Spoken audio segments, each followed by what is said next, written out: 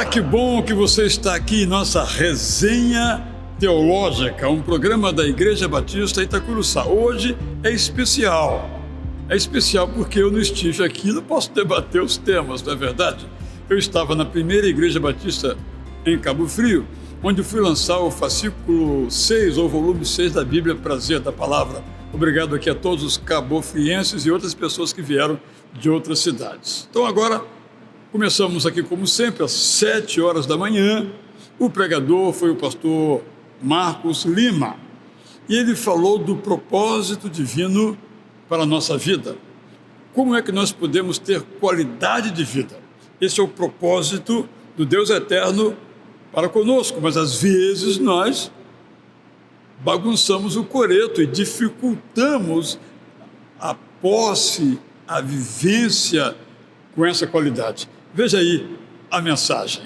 Aí está o texto. Obrigado, Fabiana. Muito bom regresso. Um tema que realmente deixa o ser humano aí muitas vezes inquieto, às vezes buscando culpados, não é verdade? Porque a gente tem uma tendência de sempre achar que a culpa é do outro, a gente não tem culpa de nada, e até muitos acham que a culpa é de Deus, né? Mas a vida nos ensina, a Escritura Sagrada nos ensina, o conforto e o esclarecimento do Espírito Santo nos ensina de que Deus segue do nosso lado, esperando aqueles que partiram, que voltem para a casa do Pai, como a parábola do filho pródigo.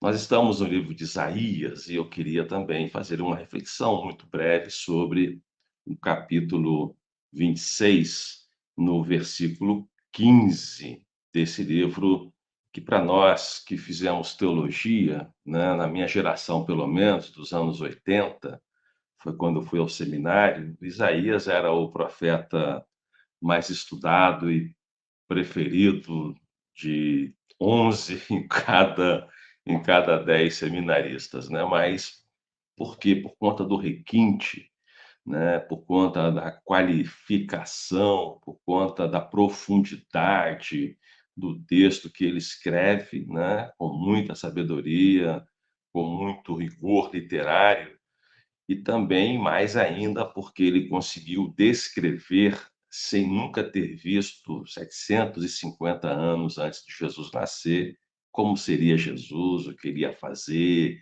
né? Qual era o propósito de Deus na história quando manda-nos Jesus Cristo. Então, Isaías, por essa, sido ao longo de séculos o profeta, um dos profetas mais estudados, se não o mais estudado do Velho Testamento. Diz assim o versículo, então, 15 do capítulo 26. Aumentaste a nação, Senhor, aumentaste a nação e recebeste glória, alongaste todos os confins da terra. Né? Isaías, nesse capítulo 26, é um capítulo de louvor, né?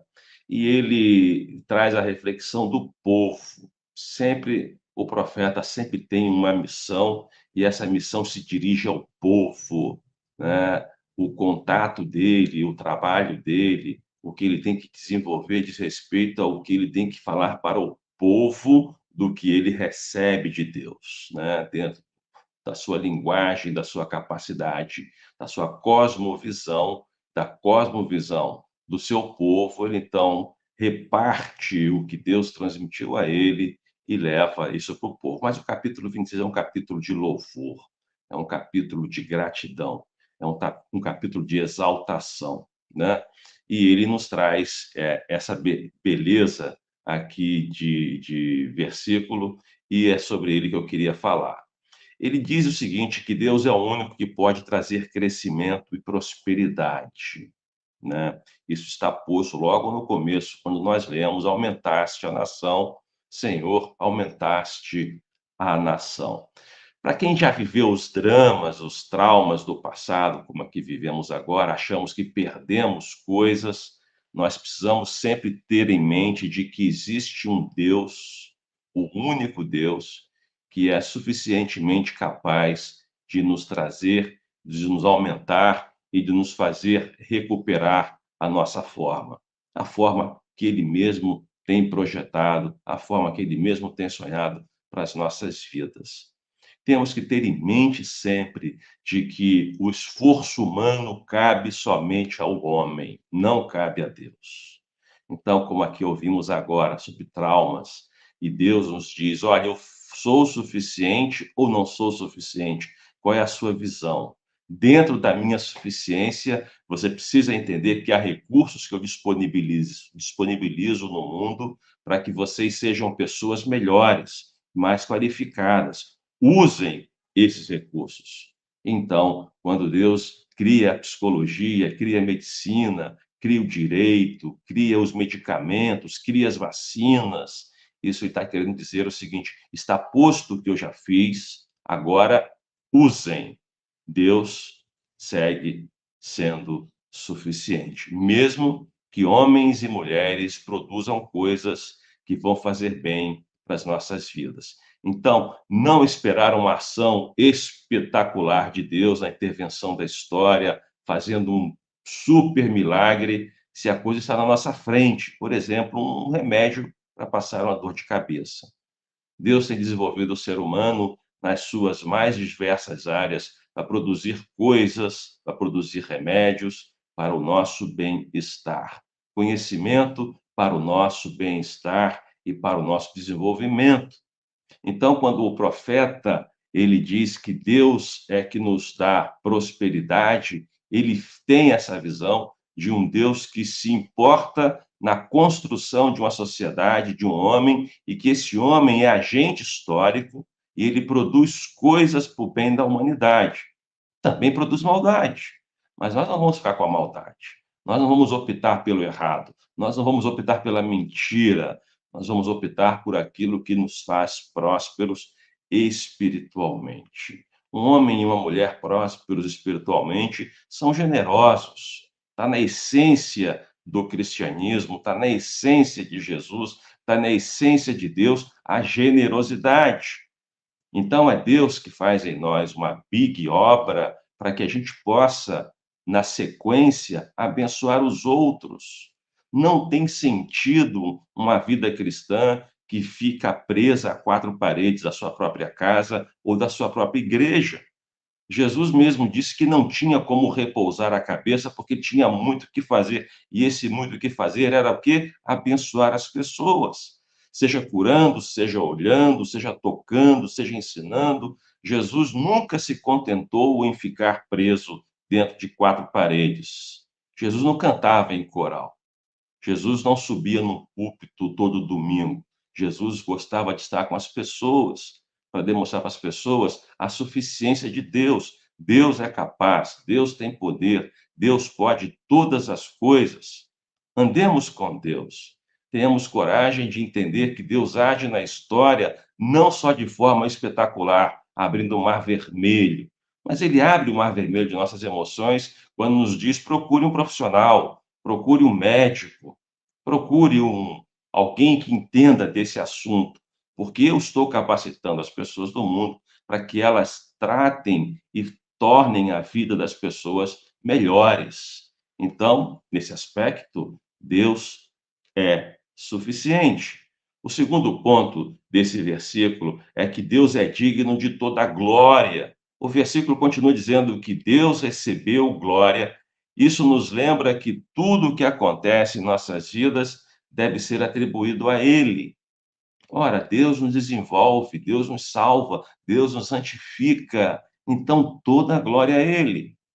Se eu hoje estou empregado, se passei no concurso público, se estou formado, se estou com uma casa própria, se vou construir a minha casa própria, glórias a Deus por tudo, porque Ele tem sido tudo em nós. Ele tem sido aquele que nos alimenta com sonhos, mas que nos diz: olha, trabalhe duro para conseguir as coisas. É assim a história do enriquecimento do povo judeu no Velho Testamento como um todo.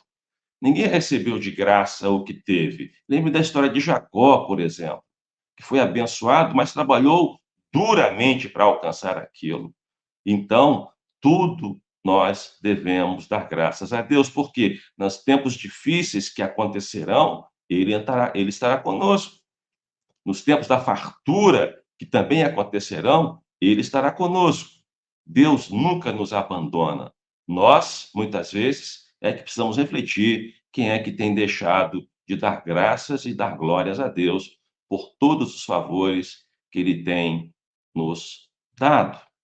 Então pensemos, hoje somos uma geração de cristãos pouco gratos a Deus. A verdade, irmãos, toda é essa. Não é a sua história, não é a minha história, mas é a história de muitos irmãos que temos visto e com quem temos andado. Nós damos poucas graças ao nosso Deus, porque muitas vezes nós achamos que o que temos e somos é pelo nosso próprio esforço, como se Deus não tivesse feito nada, como se Deus não tivesse colocado um professor na nossa frente que nos deu um insight, a nós, olha, é por aqui que eu vou, é esse caminho, como se Deus não tivesse colocado alguém na nossa frente e nos tivesse dito uma palavra que mudou radicalmente uma visão de um tipo de assunto. Então, Deus age de formas múltiplas e nós achamos, às vezes, que não é Ele que está agindo, mas é Ele que está agindo. O profeta tinha isso muito em mente, que nós devemos ser sempre gratos a Deus. E Paulo nos orienta já, de forma muito certeira e objetiva, a tudo dai graças. Tudo é tudo mesmo, irmão. É difícil dar graças quando nos falta alguma coisa, mas a orientação das Escrituras é que devemos dar graças a tudo, tudo mesmo. E o terceiro ponto é que a soberania de Deus se estende a todos os confins da terra. Veja que o versículo diz, concluindo, que Deus alongou todos os confins da terra. É esse Deus que age de forma a produzir bem para o ser humano, a produzir bem para os seus filhos e filhas. Um Deus que age alargando todas as coisas para que a gente tenha uma vida melhor. Você já percebeu que nos 100 anos antes, até 100 anos atrás, 150 anos atrás, com o advento da vacina, como as pessoas morriam, como a vacina é importante, como as pessoas passaram a viver mais por conta de vacinas. Isso é Deus atuando. Por quê? Porque Deus quer abençoar, como tem abençoado todos os homens, todas as pessoas na face da terra. Deus não guarda a bênção só para o seu povo. Deus abençoa todos os homens e mulheres, porque isso é um testemunho da sua bondade e do seu amor.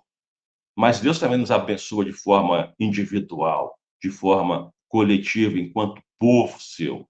E a maior bênção que temos de Deus é saber que Ele está conosco, ter essa consciência de que Ele habita em nós. Não tem bênção melhor do que essa.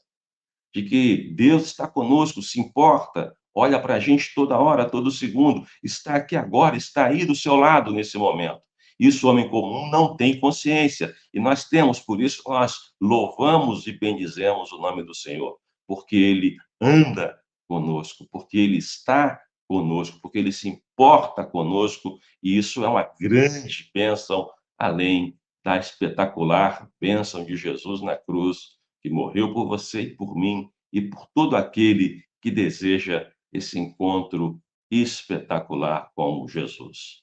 Então, recapitulando, Deus é aquele que, na palavra do profeta, ele diz: aumentaste a nação, sim, Senhor, aumentaste a nação, e porque aumentaste, recebes glória, e também alongaste todos os confins da terra, e com isso também alongas as nossas vidas e a vida das nossas famílias. Tenhamos essa compreensão de que Deus é aquele que plenamente nos satisfaz. Quando entendemos o nosso papel na história, na nossa família, na nossa igreja, na nossa sociedade e o papel de Deus nas nossas vidas. Juntos, nós somos imbatíveis. Deus conosco nos torna invencíveis. Nós somos mais do que vencedores, como diz Paulo, porque Jesus anda conosco, Jesus está conosco e Jesus diz que vai voltar. Pratiquemos e vivamos essa dimensão. Aqui na Resenha Teológica estamos passando em revisão os cultos do domingo passado, dia 7 de abril de 2024, e no culto das 9, o pastor Samir, confessor do Amaral, que em nossa igreja cuida das famílias, pregou sobre como lidar com o sofrimento em família, seja doença, conflito, finanças dificultadas, desemprego, depressão. Como lidar com o sofrimento? Porque, na verdade, na família, quando um adoece e eles se amam, todos adoecem. Confira as sugestões bíblicas que vieram do pastor Samir agora na mensagem. No livro de Reis, segundo livro de Reis, capítulo 4, versículo 1 até o 7, nós iremos aprender hoje com esta viúva. Eu quero trazer aqui alguns ensinamentos nesse texto. Trarei 6 ensinamentos que aprendemos com esse texto, serei breve. E a palavra de Deus é inesgotável, temos muito mais ensinamentos aqui, mas eu escolhi 6 para esta manhã. Então, assim diz a palavra do Senhor em Reis, 2 Reis 4, a partir do versículo 1. Certa mulher que era viúva de um dos membros de um grupo de profetas foi falar com Eliseu e disse: o meu marido morreu. Como o senhor sabe, ele era um homem que temia a Deus, o Senhor. Mas agora um homem a quem ele devia dinheiro veio para levar os meus 2 filhos, a fim de serem escravos, como pagamento da dívida. Eliseu perguntou: o que posso fazer por você? O que é que você tem em casa? Não tenho nada a não ser um jarro pequeno de azeite, respondeu a mulher. Eliseu disse: vá pedir que os seus vizinhos lhe emprestem muitas vasilhas. Depois, você e seus filhos entrem em casa, fechem a porta e comecem a derramar azeite nas vasilhas. E vão pondo de lado as que forem ficando cheias. Versículo 5. Então a mulher foi para casa com os filhos, fechou a porta, pegou o pequeno jarro de azeite e começou a derramar o azeite nas vasilhas, conforme os seus filhos iam trazendo. Quando todas as vasilhas estavam cheias, ela perguntou se havia mais alguma. Essa foi a última, respondeu um dos filhos. Então o azeite parou de correr. Ela foi e contou ao profeta Eliseu. Aí ele disse: venda o azeite e pague todas as suas dívidas. Ainda vai sobrar dinheiro para você e os seus filhos irem vivendo.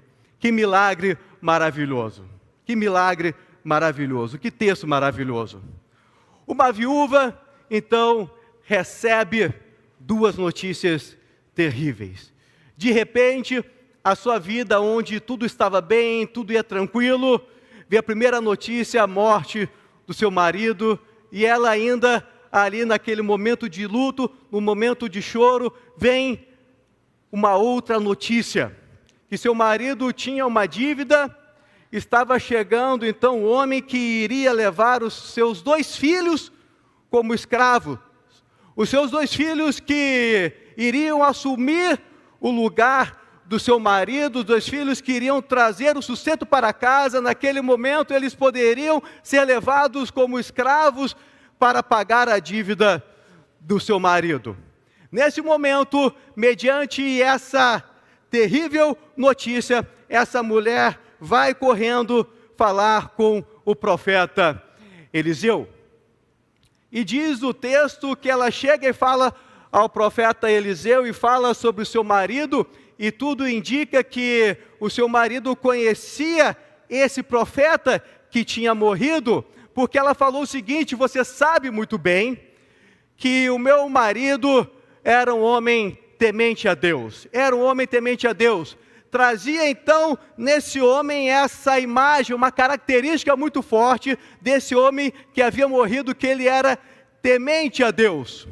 Possivelmente ele era uns daqueles que trabalhavam juntos com o profeta Eliseu. Logo mais adiante, no capítulo 6, a gente vê ali Eliseu com os profetas, trabalhando com aqueles profetas. Então, um homem que se dedicava ao trabalho do Senhor, se dedicava a ajudar as pessoas. Aquela mulher chega correndo e fala ao profeta o que estava acontecendo. O primeiro ensinamento que eu quero trazer para esta manhã é que nós devemos compreender que todos nós estamos sujeitos ao sofrimento. Todos nós estamos sujeitos ao sofrimento, até os justos, até as pessoas boas, até os salvos em Jesus Cristo. Todos nós estamos sujeitos ao sofrimento, como está em Mateus 5. Mateus 5, 44, 45. Convido você para abrir a sua Bíblia, Mateus 5, 44, 45.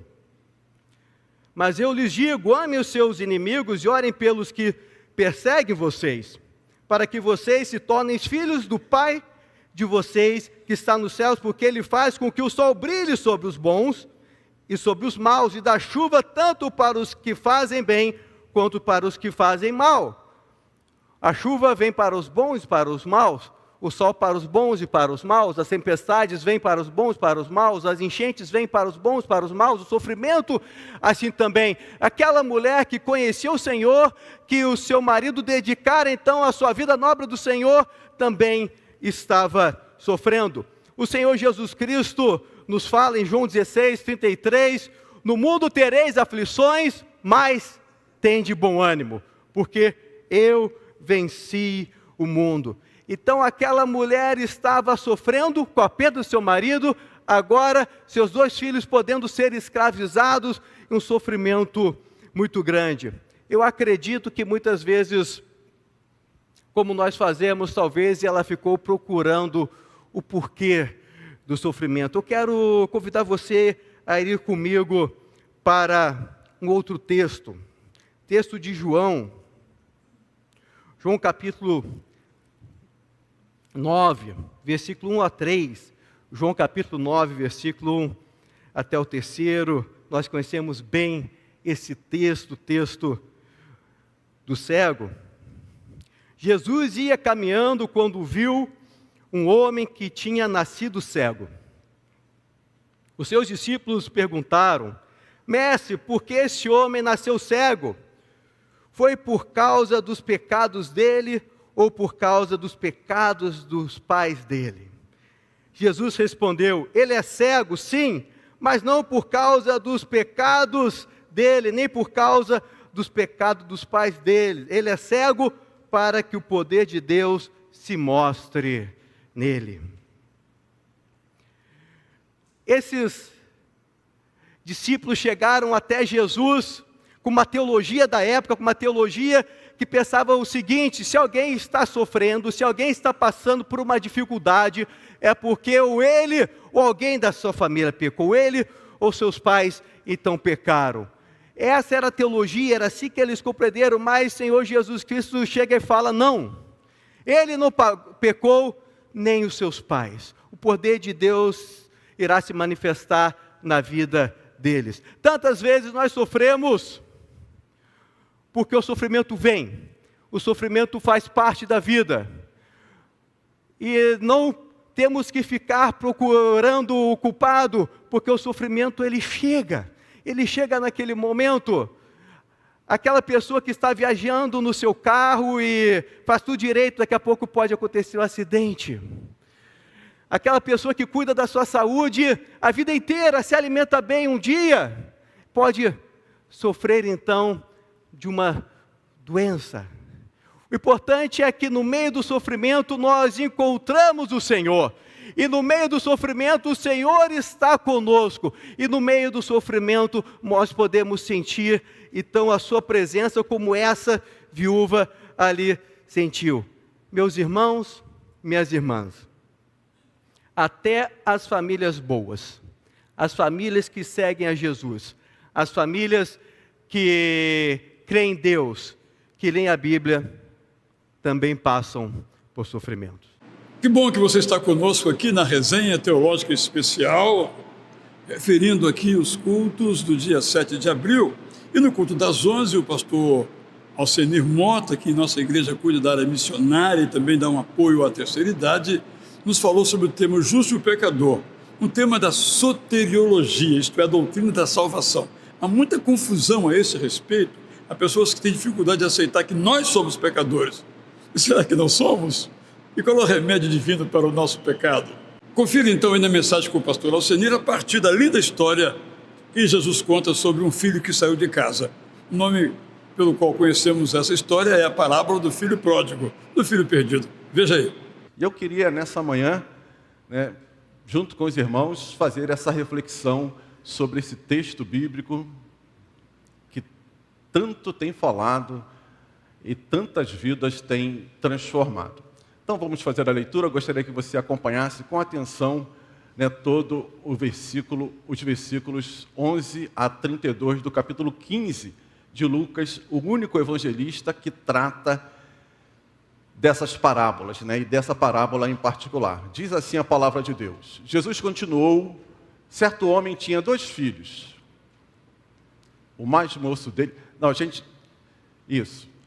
O mais moço deles disse ao pai: Pai, quero que o Senhor me dê a parte dos bens que me cabe. E o pai repartiu os bens entre eles. Passando não muitos dias, o filho mais moço, ajuntando tudo o que era seu, partiu para uma terra distante e lá desperdiçou todos os seus bens, vivendo de forma desenfreada. Depois de ter consumido tudo, sobreveio àquele país uma grande fome, e ele começou a passar necessidade. Então, foi pedir trabalho a um dos cidadãos daquela terra.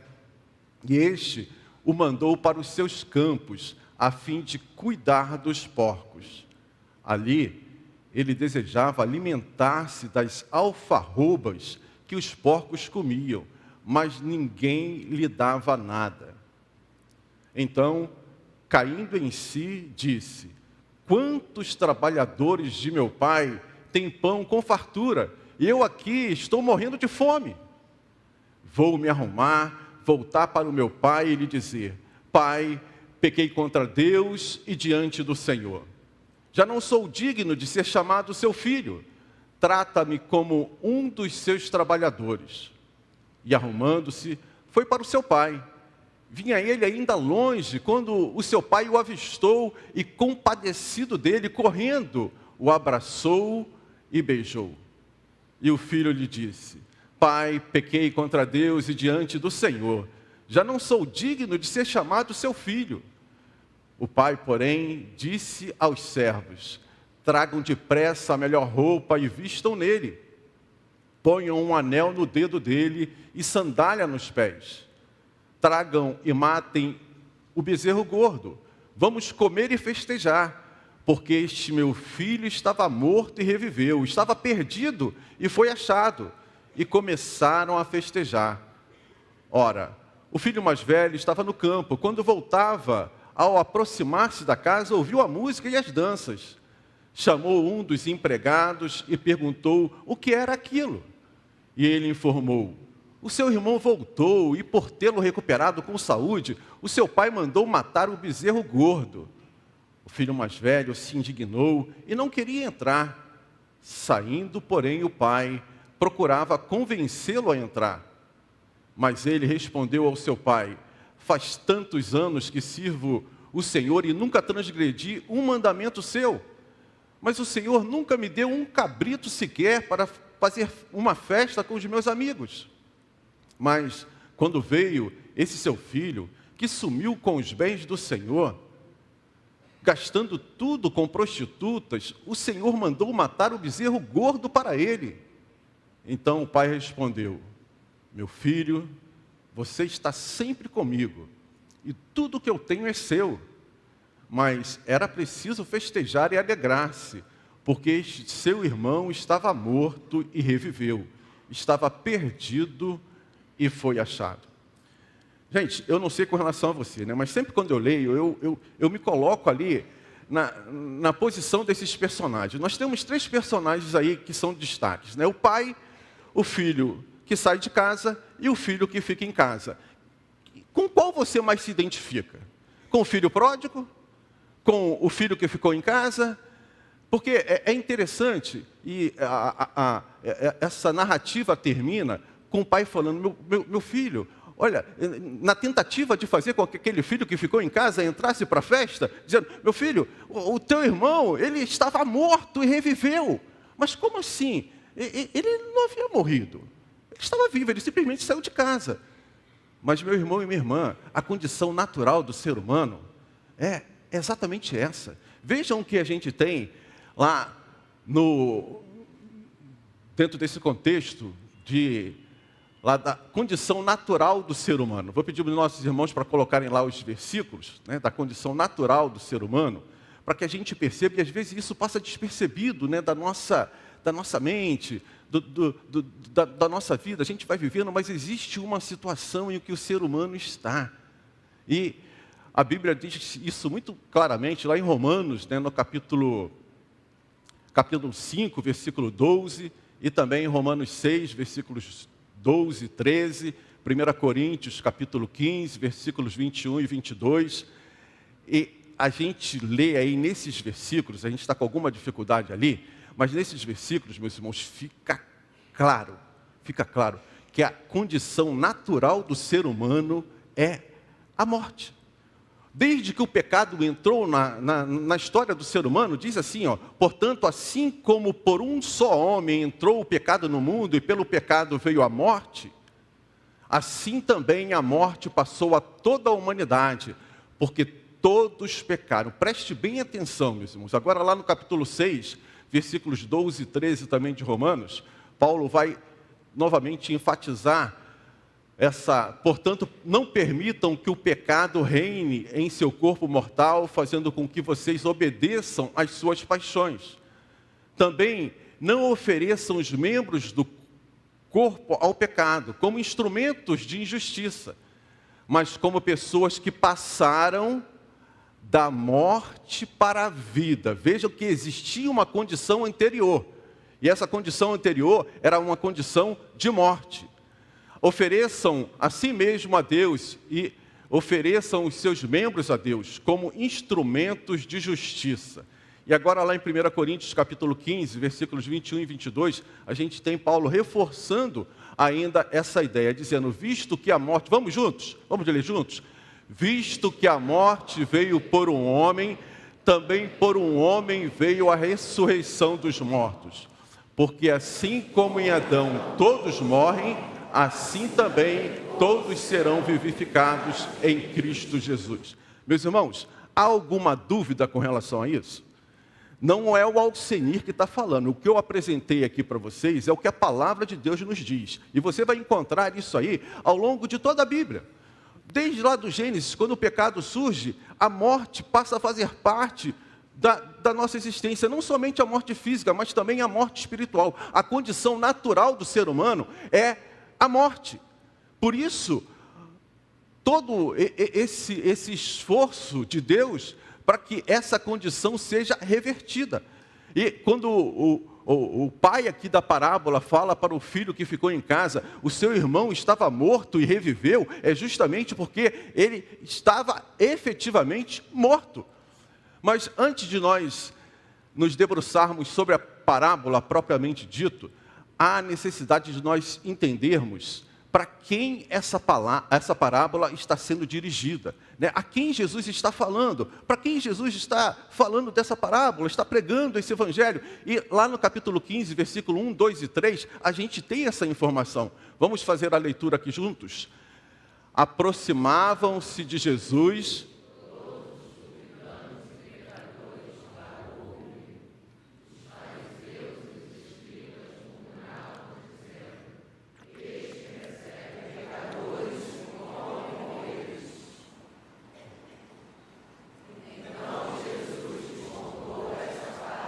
Para quem Jesus contou a parábola?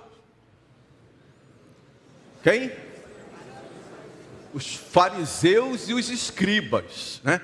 Os publicanos e os pecadores estavam lá comendo com Jesus, estavam ali sendo recepcionados por Jesus. Os fariseus e os escribas passam e veem aquilo e começam a criticar. Vejam, este aí, ele come com pecadores, ele come com os publicanos. E aí Jesus, percebendo isso, ele se volta para esse público, para os fariseus e os publicanos, os fariseus e os escribas.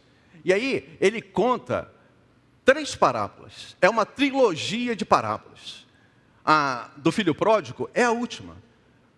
A primeira dessas parábolas, a gente vê Jesus trazendo à memória daquele povo uma ilustração sobre um homem que tem muitas ovelhas, tem 100 ovelhas, e uma dessas ovelhas se perde.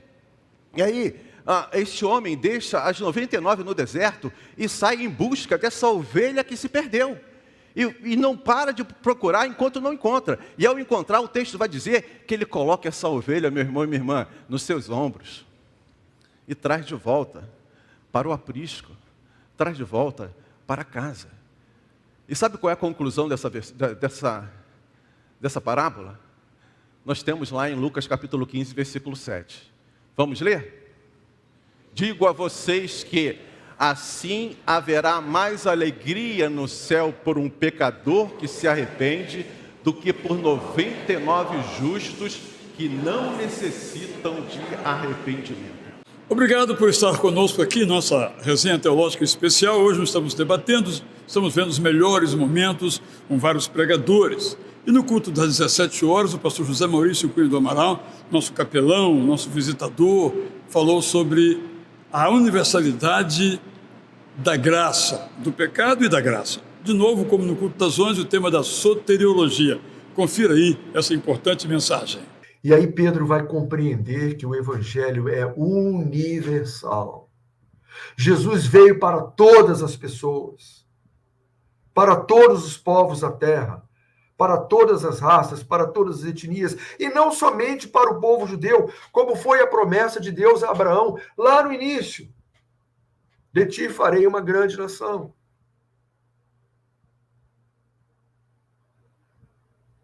Mas o povo judeu não cumpriu com esse pacto. Então o Senhor abriu essa oportunidade para que todas as pessoas, judeus e não judeus, pudessem conhecer as boas novas do Evangelho de salvação em Cristo Jesus. Cornélio estava pronto para abandonar o politeísmo romano e abraçar o monoteísmo judaico. Mas ele não poderia ser salvo sem antes ouvir a mensagem genuína de salvação pregada por Paulo. E o texto vai nos dizer, então, que Paulo prega um sermão, começa a falar sobre as coisas de Deus, sobre a vinda do Messias, sobre o Deus Salvador, que manda o seu Filho para se tornar o Salvador de todos os homens. Pedro começa a falar àquelas pessoas que estão na casa de Cornélio, seus familiares, seus amigos, que estavam ávidos a ouvir a palavra de Deus. E acontece algo extraordinário após a pregação de Pedro. E eu quero concluir a minha fala aqui, relatando o finalzinho dessa história, a partir do verso 44, que eu não li, eu fui até o verso 34, né? Capítulo 10 de Atos, verso 44 até o 48, final do capítulo. Enquanto Pedro ainda estava falando essas palavras, fazendo a explanação sobre o Evangelho de Cristo, sobre a salvação para todos os homens,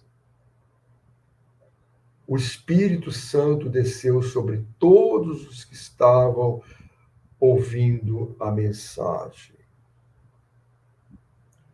Os judeus não convertidos, os judeus convertidos, que vieram com Pedro lá na cidade de Jope, ficaram admirados de que o dom do Espírito Santo fosse derramado até sobre os gentios.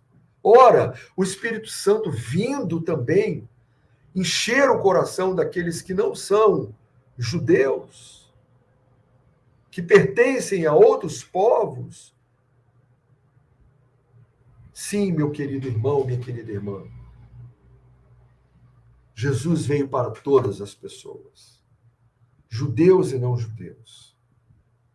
Se o Evangelho nos alcançou, nós que não somos judeus, foi graças à expansão desse Evangelho que aconteceu lá nos primórdios da igreja primitiva, alcançando Cornélio e tantas outras pessoas que não eram judeus, mas que foram alcançados pelo poder do Evangelho de Cristo Jesus. E aí o texto vai nos dizer que a seguir Pedro disse: pode alguém negar água, impedindo que estes também sejam batizados? Eles receberam o Espírito Santo, Pedro falou, como nós também recebemos. Então, ordenou que fossem batizados em nome de Jesus Cristo, e depois, então, pediram a Pedro que ficasse com eles alguns dias na cidade de Cesareia. Quero caminhar para o fim da minha fala, porque nós encontramos aí neste texto algumas evidências, não é?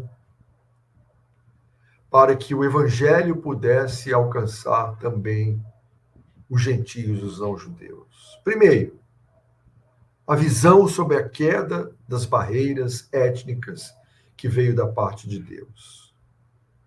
Para Deus, não há pessoas puras ou impuras por causa da sua etnia, por causa da sua raça.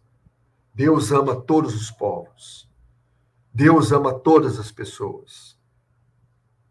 Segundo lugar, a ordem para seguir os servos de Cornélio partiu de Deus. Enquanto meditava sobre a visão, o Espírito Santo falou ao coração de Pedro que aqueles homens foram enviados pelo próprio Deus. Foi Deus quem enviou aqueles mensageiros da parte de Cornélio até Pedro, para que Pedro pudesse compreender a universalidade do Evangelho e que as barreiras também pudessem ser quebradas e derrubadas na vida de Pedro. Terceiro lugar, a ação preparatória de Deus. Assim que Pedro chegou à casa de Cornélio, ele entendeu o porquê de ter sido chamado e como Deus o preparou e também preparou Cornélio para aquele encontro.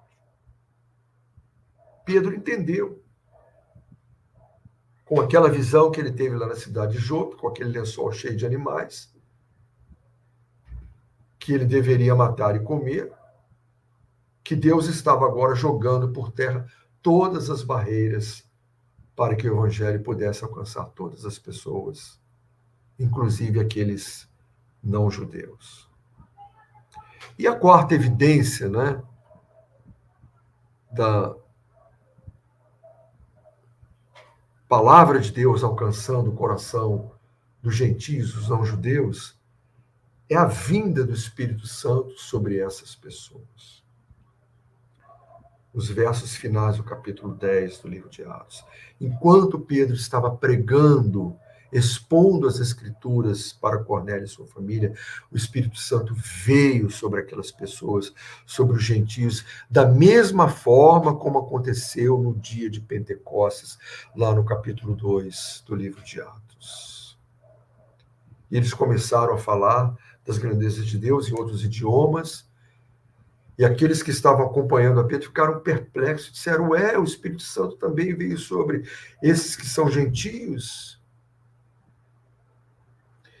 E a frase que Pedro declarou, que é muito interessante para que a gente possa pensar aqui como conclusão da nossa reflexão, eu acho que é muito importante, quando Pedro diz assim, lá no verso 34, capítulo 10 de Atos. Então Pedro começou a falar: agora percebo verdadeiramente que Deus não trata as pessoas com parcialidade, numa outra tradução, que Deus não faz acepção de pessoas. Jesus veio para a salvação de todo aquele que crê. E Paulo, né, que foi alcançado de maneira extraordinária pelo poder do evangelho na sua vida, ao ter aquele encontro com Jesus no caminho de Damasco, ele faz uma declaração extraordinária quando ele escreve a sua carta aos Romanos, no capítulo 1, verso 6, que é um texto que eu amo quando fala a respeito do evangelho, porque Paulo vai dizer assim: pois eu não me envergonho do evangelho das boas novas, porque é o poder de Deus para a salvação de todo aquele que crê. Primeiro do judeu, Paulo fala sobre isso, e depois também do grego, em outras palavras, também dos gentios. Que Deus nos abençoe nessa tarde. Que os nossos olhos estejam voltados para a maravilha que é o Evangelho de Jesus Cristo, que alcança as pessoas, independente do seu credo, independente das suas ideologias, da sua religiosidade. Deus transforma vidas, Deus quebra barreiras, Deus transforma corações. E ao longo de tantos anos à frente das classes de discipulado e preparação para batismo, no caso da nossa igreja já há vários anos, em outras igrejas também, eu tenho visto este milagre do evangelho acontecendo na vida de pessoas que foram radicalmente transformadas pelo poder de Jesus Cristo, ao conhecerem Jesus Cristo como Senhor e Salvador, como Cornélio conheceu o poder do Evangelho, ele e sua família, depois que Pedro pregou a mensagem na sua casa. E eles, então, abriram o seu coração e o Espírito Santo veio sobre a vida deles, encheu o coração deles de gozo, de alegria, e se tornaram, assim, então, filhos e filhas de Deus. Obrigado, mas estamos chegando ao final aí, nosso domingo, nossa revisão, nossa resenha teológica, no dia 7 de abril, com a mensagem do pastor Davi Mateus, nosso pastor para as novas gerações, que nos trouxe um tema muito necessário, muito valioso. O que aconteceu com Jesus depois da ressurreição? Qual o significado da ressurreição de Jesus e como isso afeta as nossas vidas? Foi isso, pastor Davi? Eu não sei o que você vai enfrentar amanhã, segunda-feira de manhã. Talvez você, como muitas pessoas, quando começa a tocar a música final de um programa muito assistido num canal de televisão, uma angústia invada o seu coração.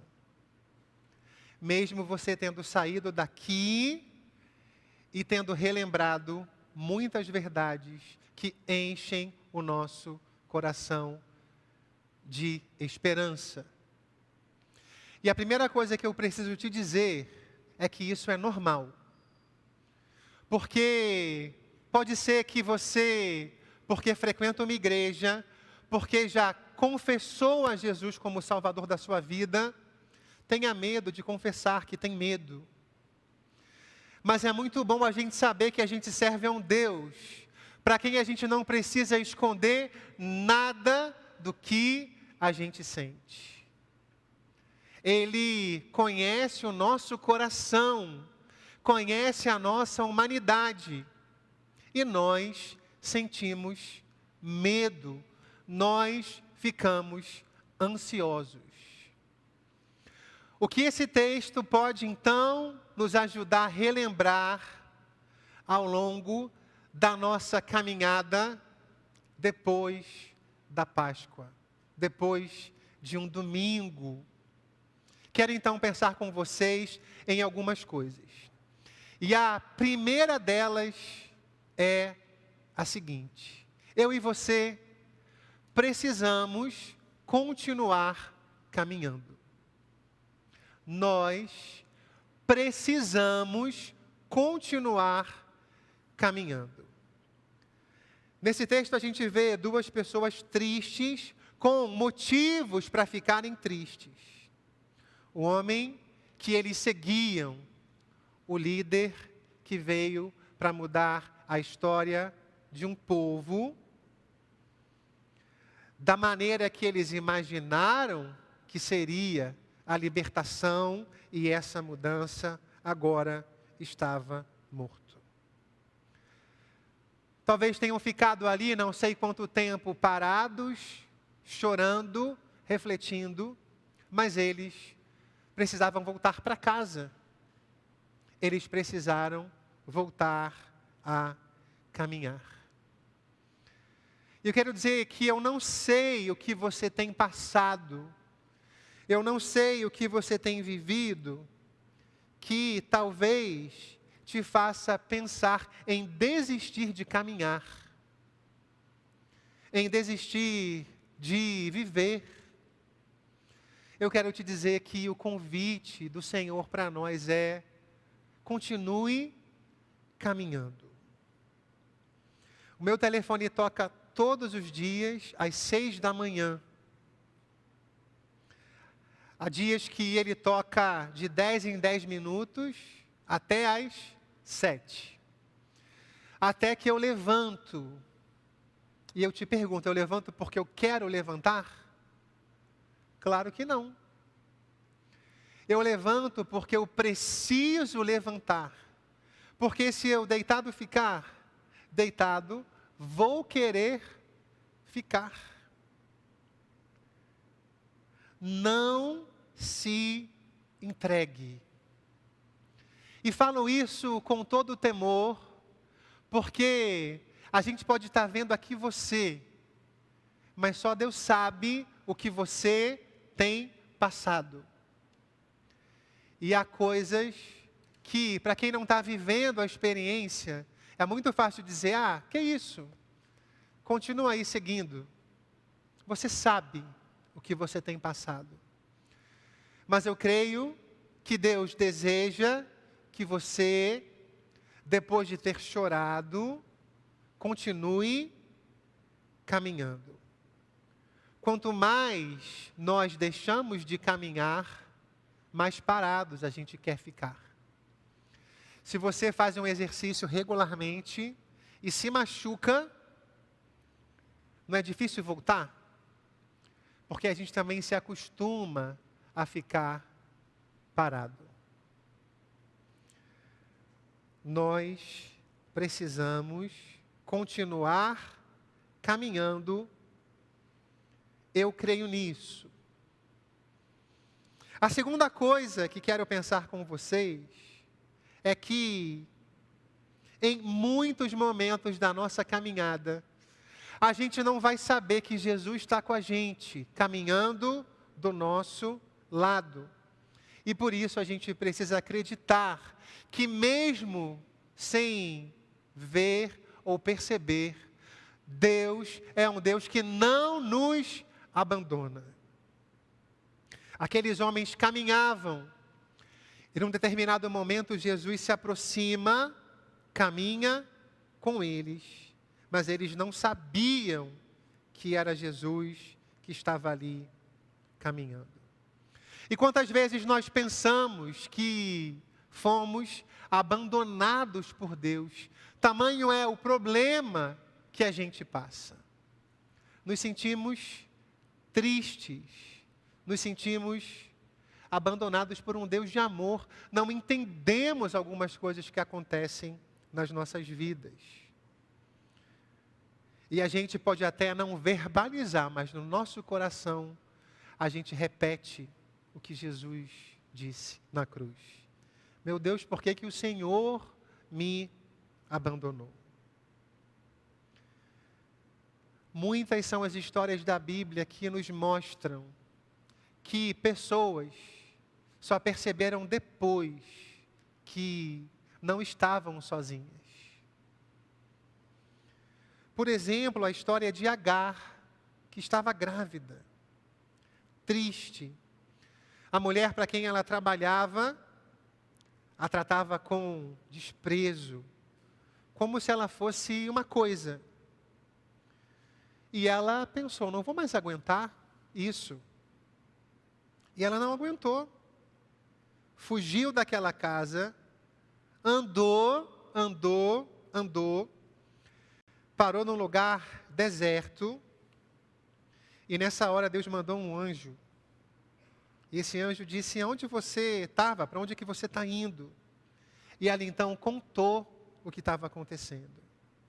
E o anjo disse, fica tranquila e volta para casa onde você trabalha, porque Deus vai cuidar de você, eu sei que você está grávida. Coloca no seu filho o nome de Ismael. E Agar, que achou que estava abandonada, deu àquele lugar o nome, Deus é um Deus que me vê. E talvez hoje você se sinta abandonado, triste. E eu quero te relembrar que o nosso Deus é um Deus que te vê, mesmo que você não o esteja percebendo. Deus é um Deus que vê o seu sofrimento, que te ama, que se importa com a sua vida. Em terceiro lugar, nessa nossa caminhada, depois da Páscoa e depois do domingo, na nossa caminhada da vida, a gente precisa entender que caminhar com alguém é muito melhor do que caminhar sozinho. Porque Deus coloca na nossa vida pessoas para caminharem com a gente. E eu gosto de pensar que naquela caminhada, apesar das tristezas, aqueles 2 discípulos abriam o coração um para o outro e contavam um para o outro o motivo da sua tristeza. Um não sofreu sozinho, um pôde dizer para o outro aquilo que angustiava o seu coração. E como é bom a gente saber que Deus coloca na nossa vida pessoas para que a gente possa chorar, abrir o nosso coração e continuar caminhando. Sem isso, a gente não consegue caminhar, porque Deus não nos fez para que a gente caminhe sozinho. A Bíblia diz em Eclesiastes 4, 9 e 10 que é melhor ter companhia do que estar sozinho. Se um cair, um amigo ajuda o outro a se levantar. Mas pobre do homem que cai e não tem quem o ajude a se levantar. Por isso, esse nosso grande encontro aqui, ou domingo, ou no pequeno grupo, ou na classe de EBD, ele é fundamental para a nossa vida. Porque aqui nós podemos compartilhar as nossas fraquezas e caminhar juntos. E assim encerramos a nossa resenha teológica. Esperamos ter você de novo aí, já debatendo, possivelmente. Você sabe que a vida é dinâmica. Na próxima semana. Obrigado. Graça e paz para você.